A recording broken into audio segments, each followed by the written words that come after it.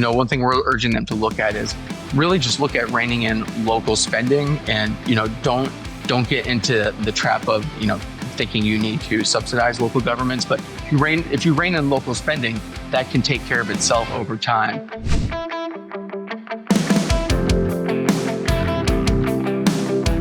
Hello, welcome to this week's Economy. I'm your host, Dr. Vance Ginn. Thank you for joining me again today. Well, today we've got a lot to talk about what's happening in all the states. Some of the sessions are wrapping up. Some of them are like halfway through, like in Texas. So this is a good time to take account of what's happening across the states when it comes to spending, taxes, regulations, and a lot more. And I'm delighted to bring on a guest, a good friend, and someone who knows a lot about what's happening across the states. And it's none other than Patrick Gleason from Americans for Tax Reform. Patrick, welcome to this week's Economy. Hey, Vance, great to be with you, especially at this busy time of year.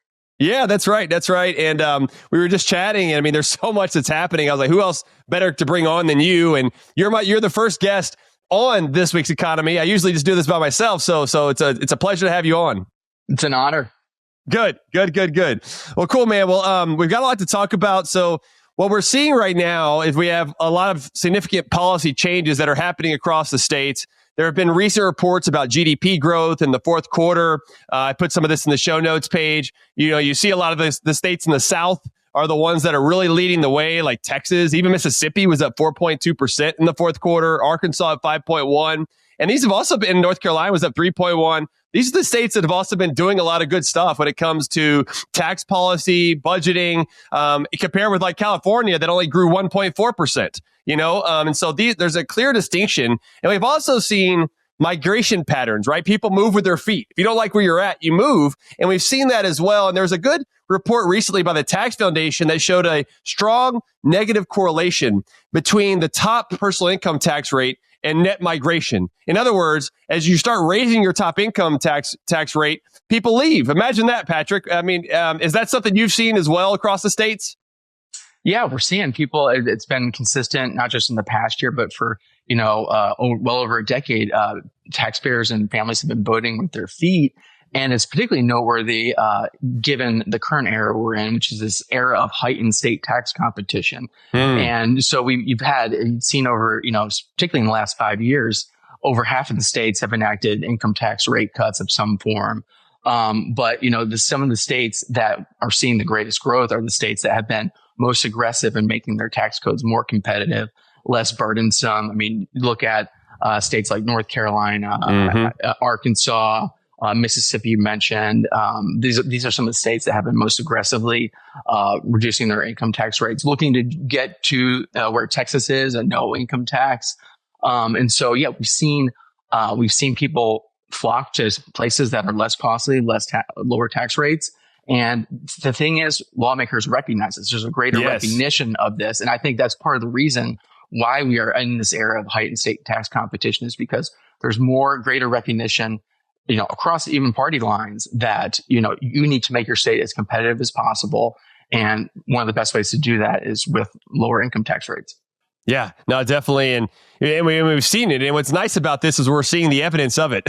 Sometimes you have to wait to see the results, but we're seeing the results. People are moving to those places, more jobs, more economic growth, as we just mentioned before. And these are huge. And I want us to get to that. But one of the things that, of course, in order to get good, sustainable tax reform, you got to have sustainable budgeting. And so one of the things that we've been watching kind of in the news here that I want to go over real quick was some of the things happening with budgets. You have Kansas has an opportunity to pass a 2026 responsible budget, as state appropriations historically have far outpaced population growth plus inflation since 2005.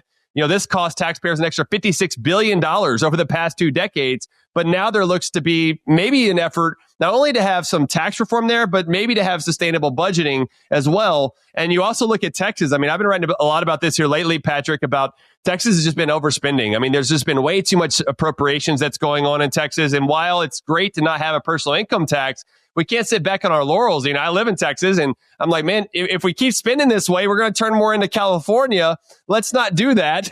and there's a massive increase in Texas right now as well. We also see Iowa that's looking at sustainable budgeting. I mean, this is a big key part of it. And Americans for Tax Reform, where you and I both do some work at and everything, we have the sustainable budgeting model of saying, look, if you're going to increase the budget at all, and I think you and I would agree, probably states are already spending way too much anyway, but if they're going to grow, don't grow by more than population growth plus inflation. That's the maximum. It's not a target, it's a maximum, but it just says, hey, look, this is the average taxpayer's ability to pay for spending compared to what appropriators want to spend, because of course they want to spend all of our money. But it really goes into the idea of limiting spending so you can give more money to taxpayers. What's been your kind of thoughts as you're going around the country and talking to different folks and legislators about spending? Do you find that that's on their mind as well? Yeah, the good news is I'm seeing it more and more on top of mind with state legislators lately, and responsible, sustainable budgeting goes hand in hand with conservative pro-growth tax reform. We see a couple examples of that. You look at North Carolina, which kind of kicked off the tax cutting movement in 2013. And at the same time, they were significantly reducing income tax rates from as high as 7.75 down to 4.25 today and on its way to 2.49. At the same time they were doing that, and these were multi-billion-dollar net cuts, they were still realizing, sizable perennial surpluses. And a reason for that is because they were one of the few states that had done a good job of keeping spending in line with population growth plus inflation. But we're seeing greater recognition of, if you can get spending more in line with population growth plus inflation, that's going to free up a lot of capacity for income tax rate reduction, possibly even income tax elimination. Yeah. And an example where we're seeing that right now, so South Carolina, where is kind of an outlier among the fast growing states. Most have relatively low or even no income tax. South Carolina is one of the outliers, and it has certainly among the top 5 fastest population growing states last year. It's the only one that doesn't have a low or a flat tax, and it has a high rate right now of 6.2. So legislation was introduced last week that would take them down to a flat 3.99, with triggers to go to 2.49. I expect that to get amended as it goes through the legislative process. But one thing we're pointing out and legislators are recognizing is that if they can get spending in line with population growth plus inflation, that's going to free up capacity for them to do further income tax rate reduction, possibly going even beyond 3.99% and doing, possibly even going to zero. Yeah. And so, with the, some really great research that you put out, with the South Carolina Policy Council, and there's a figure that we're highlighting with leadership there is the current House budget there is about $130 million over what it would be if they grew the new budget in line with population growth plus inflation. That's $130 million that they could plow into further rate reduction that either could get the income tax rate below 3.99 as the first installment, or possibly also go beyond 2.499 with the current triggers they have. Instead of going to 2.49, go to zero. Mm-hmm. And so responsible conservative budgeting can facilitate pro-growth tax reform. And so we're seeing that, and we're seeing a recognition of that in states that are pursuing that. And then in states that have already, reached the promised land of having no income tax, states like Texas and Tennessee, that's also, sustainable budgeting in line with population growth plus inflation goes hand in hand with further tax code improvements, whether it's bringing down business tax rates, or other things, or sales tax even. And so that's, that's why we are stressing the need for conservative budgeting. At the same time, we're advocating for pro-growth tax reform. And I take heart, because I see in a lot of places, even members of leadership have said, we use population growth plus inflation as our benchmark figure. The Senate President Berger in North Carolina, that's what they use as their benchmark figure. Now that I think that's the way the world should work. I think it would be great. It would be great if one day we had governors and legislators in all states say, that's our benchmark. We want to not grow beyond that. Yeah, there's a million decisions that go into determining, how fast we're going to grow, but at least for the guiding benchmark, we do not want to grow faster than that. So and you remember, Patrick, like a decade ago now, you and I, we were working a lot when I was at TBPF and on the conservative Texas budget, and we worked a lot on defining the narrative about how do you rein in government spending. And because in Texas, there was a lot of excess spending going on. And so we started putting out a number saying, hey, here's what it is based on population plus inflation. And even though they didn't change the law until much later to include population inflation, it started having an influence. To your point, governors started looking at it and everything else. And so I think that for the folks that are listening and other think tanks, that's really the way to go, is you start putting pressure on them to do the right thing, right? And so I think this will be a great opportunity. And so those are really good points. And I think in South Carolina, they've got a good opportunity. Like you said, maybe there'll be some amendments to improve what they're doing there. I know South Carolina Policy Council is still working on that. I know the Kansas Policy Institute is working on some things in Kansas of trying to reduce their income taxes. Also, another big tax that's being discussed a lot, across the country has been property taxes, Patrick. In Texas, it's a big issue, one of the most burdensome taxes here. In Iowa and Wyoming, North Carolina, you have Florida, where Ron DeSantis was recently saying we should eliminate property taxes. And that's something I've been working on for a long time. And I know, some people maybe have some issues with that. And I get that. But where else do you want to go for some of these states that don't have an income tax? I always say, look, you first want to eliminate the income tax. That's a terrible tax. You shouldn't be taxing people's income and work and their effort. But if you can get out of renting from the government forever and paying it in property taxes, then maybe that's something else to look at. I know there's also things like tax levy limits or mill limits. I think those are good because then you're at least reining in how much they can grow by over time. But one thing, Patrick, that we've seen in Texas, like when we passed ours in Senate Bill 2 of 2019 of levy limits of 3.5% for cities and counties, they can't go up above that or they have to have an election for the voters to approve it, is that they had a lot of loopholes.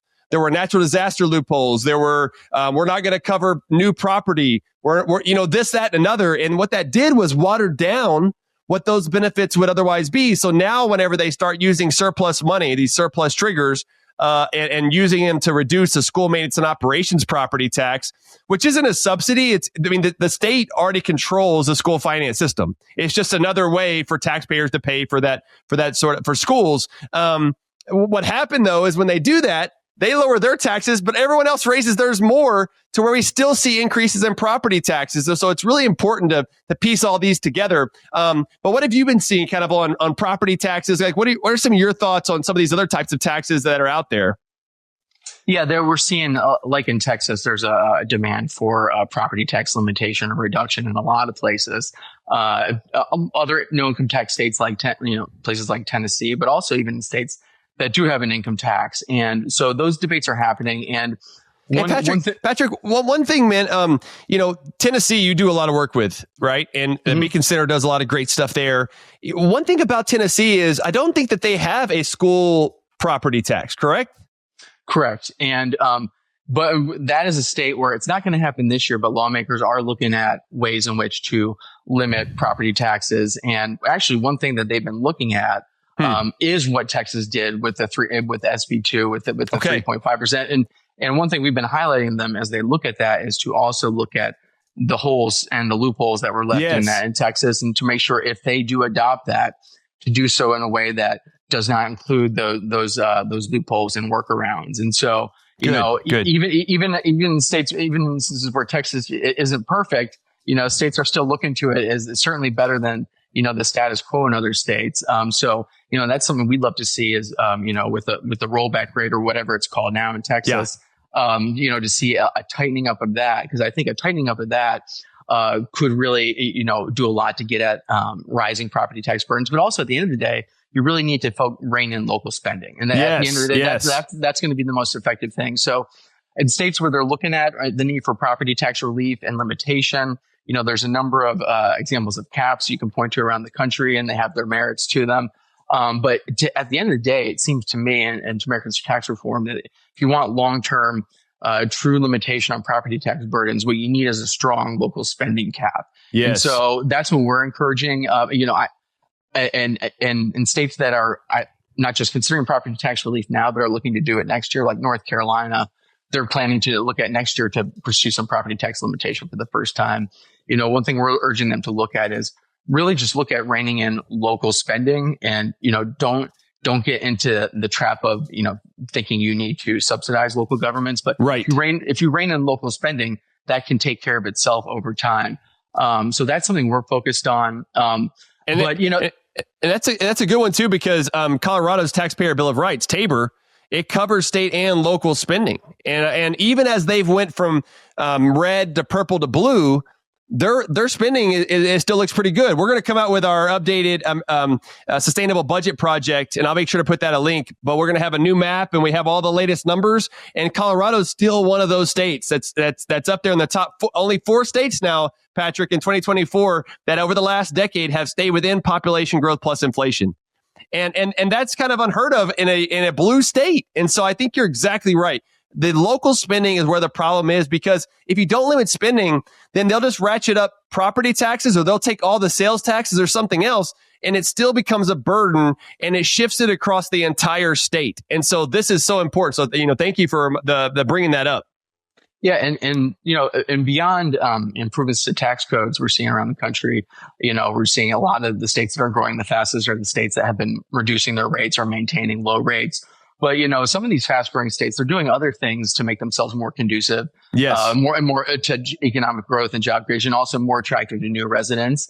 And, they're doing things like occupational licensing reform that makes it easier for people and, licensed occupations to move into their state.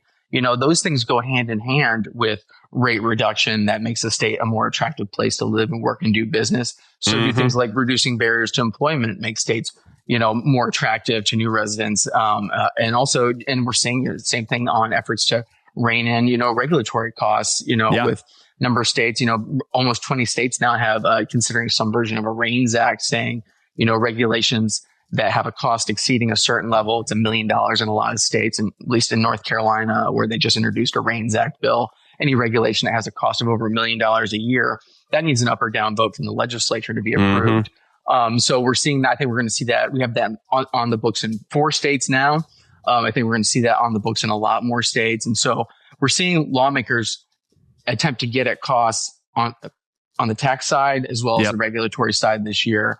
And also keeping in mind that spending is all part of that. And so, and again, looking at we're urging people to maintain spending to not grow faster than population growth plus inflation. And I think what you see is the general public finds that to be an eminently reasonable position, that, spending should not grow faster than that. And in fact, we're not calling for slashing of government and drastic reduction. We're just calling for more modest rates of growth. And the research that you've put together and that we'd love to highlight with legislators shows how much just more modest rates of growth, again, not slashing, but more modest rates of growth, how much you could free up for income tax rate reduction, or if you're in a state that doesn't have an income tax, other, tax code improvements.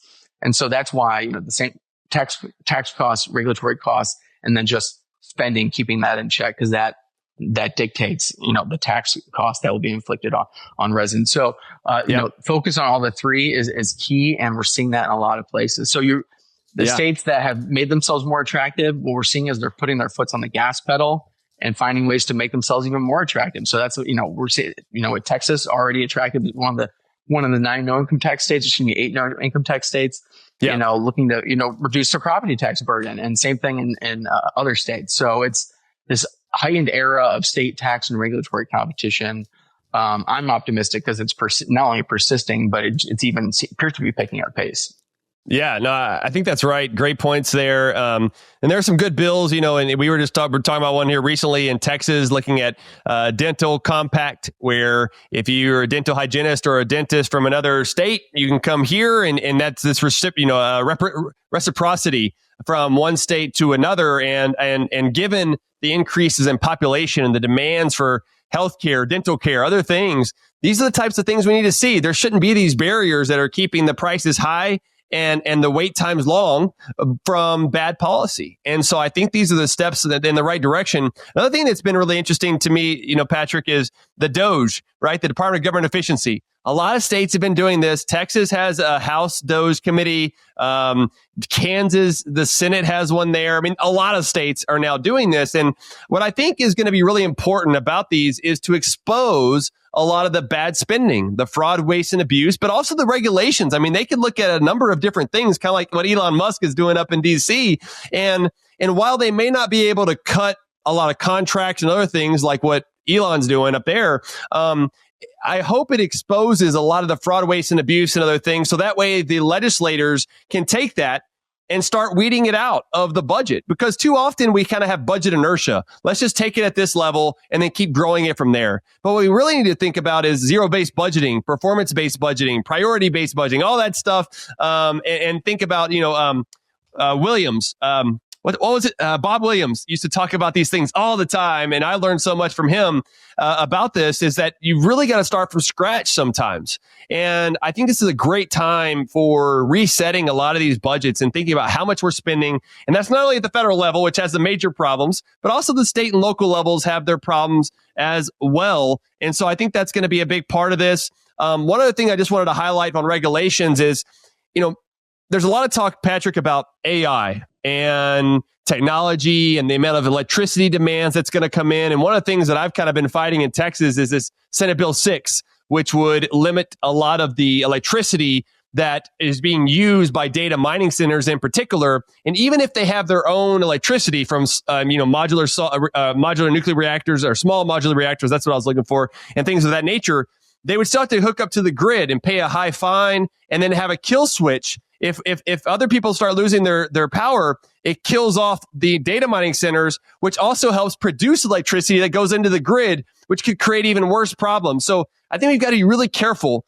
about what we're doing with technology and AI, because I really think that, to me, Patrick, that's kind of the wave of the future. And we've really got to be careful about what we're doing there. But what other things are any comments on that, or anything else that you'd like to say before we wrap up here today? Yeah, I think a patchwork of 50 state regulatory regimes related to AI would be a really bad idea. So, yeah. I think, I can understand why there's going to be some regulation in that space, but the state level does not seem like the appropriate venue for that. And so that's why I hope to see that proposal in Texas, Trega suffer defeat. But, state levels is not the proper venue for this. And the last thing we need is 50 state regulatory bodies getting involved in this. While Texas might take a better approach to some states, I would loathe to think how regulators in Springfield and Albany and Sacramento would try to approach this industry and the depressing effect they could have on that and overall economic growth. So I would just, as a non-AI expert, that's how I would sum up my take on that. Yeah, no, that makes sense, man. Well, I appreciate all the work that you're doing. Let's do this again as things can go a little bit further within these sessions, because I know it's been on a lot of people's minds. I get asked about it a lot, and it's always good. Always a pleasure to work with you, Patrick, and thank you for being on the This Week's Economy show. Great to be with you, Vance. Awesome. Well, for the audience, thank you for joining us today. Share this with your friends and families.